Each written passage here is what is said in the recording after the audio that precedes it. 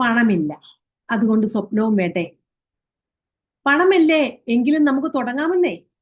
പണമില്ല എന്ന കാരണത്താൽ എത്ര സ്വപ്നങ്ങളാണ് നമുക്ക് മാറ്റിവെച്ചിട്ടുള്ളത്.